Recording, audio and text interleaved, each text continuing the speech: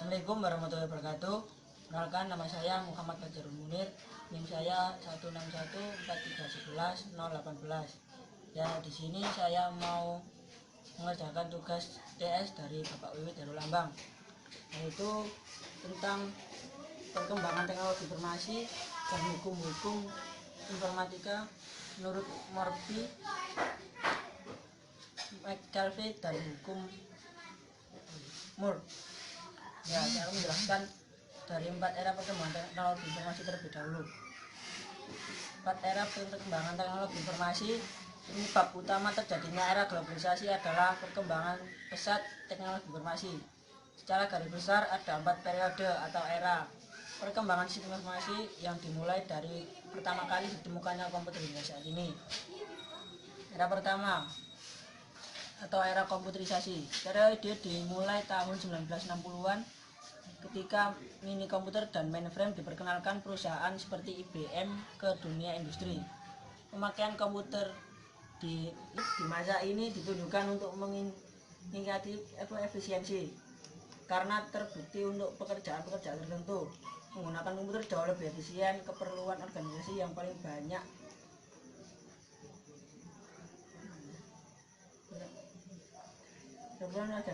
menyita waktu komputer pada saat itu adalah untuk administratif back office, terutama yang berhubungan dengan akuntansi atau keuangan. 2. Era teknologi informasi.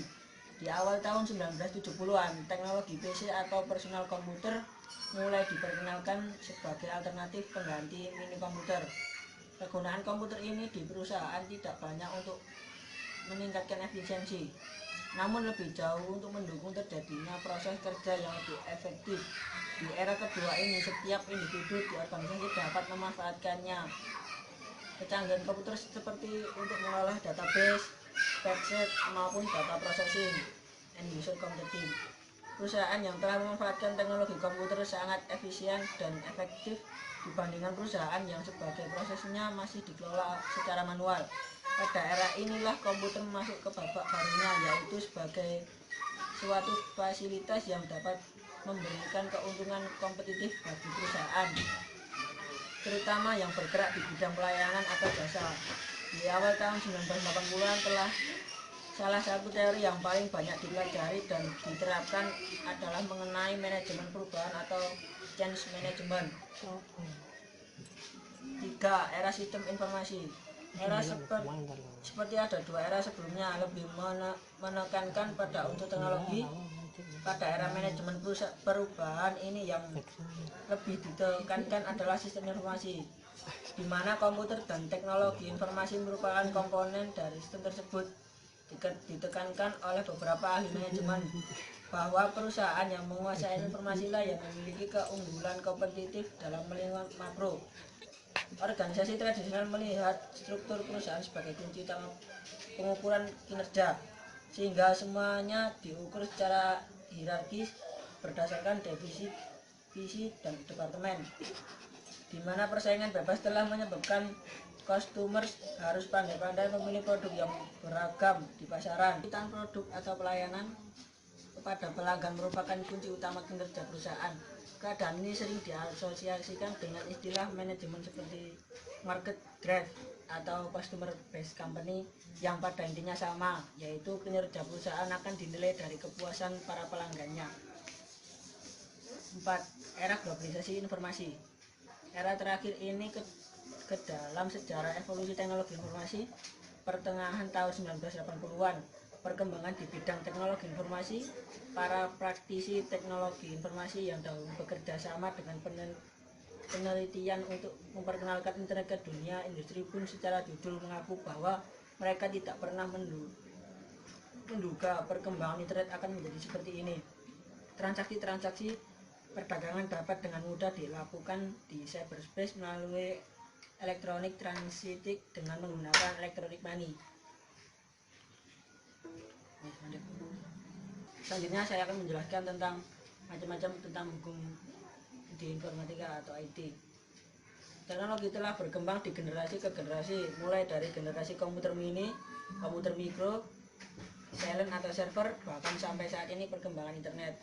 Kalau pada era industri pada abad 18-an, Hukum kekekalan seperti energi Newton dan Einstein telah memberikan inspirasi dan teknologi permesinan sebagai generik teknologi, dan pada abad ke-21 yang memberikan inspirasi adalah hukum Moore, hukum Metcalfe, dan hukum Murphy. 1. Hukum Moore. Pencetus hukum ini adalah Gordon Moore yang merupakan seorang insinyur elektrik dan pendiri Intel Company atau perusahaan chip komputer terbesar.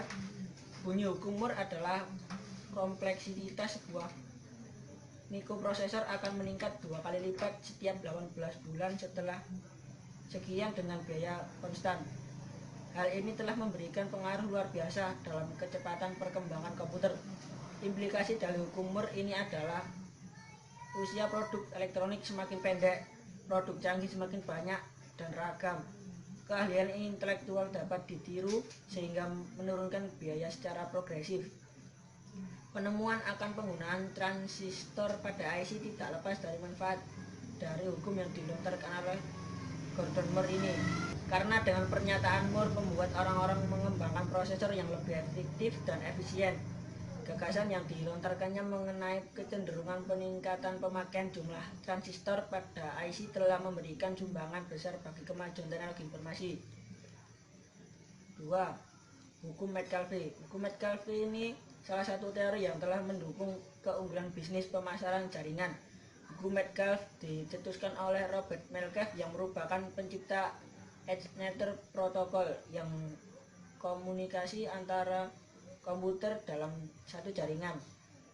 Bunyi hukum Metcalfe adalah nilai ekonomis sebuah jaringan sama dengan jumlah pengguna kuadrat. Maksud dari teori ini dapat dicontohkan dengan penggunaan telepon.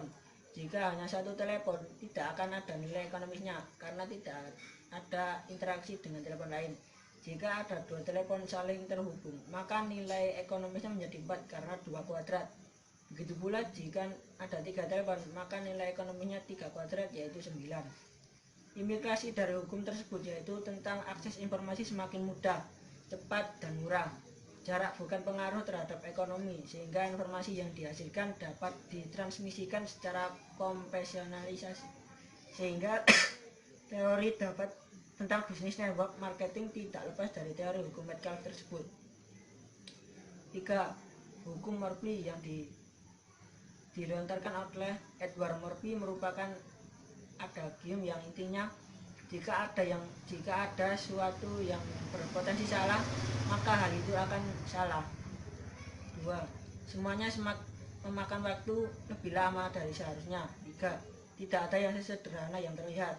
Contoh, sebuah sekolah berencana untuk mengganti tanggal pembayaran gaji guru di awal bulan menjadi akhir bulan. Tentunya semua orang mau digaji sehari lebih awal dan tidak akan ada orang yang tidak setuju dengan rencana ini.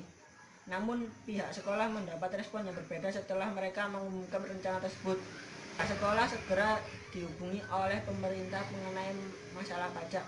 Karena pada tahun pertama guru-guru akan menerima 13 kali pembayaran, maka mereka harus membayar pajak lebih banyak dari seharusnya. Akhirnya semua berjalan jauh lebih lama dari yang direncanakan. Rencana tersebut memakan waktu 2,5 tahun sebelum akhirnya terrealisasi. Sekian dari saya.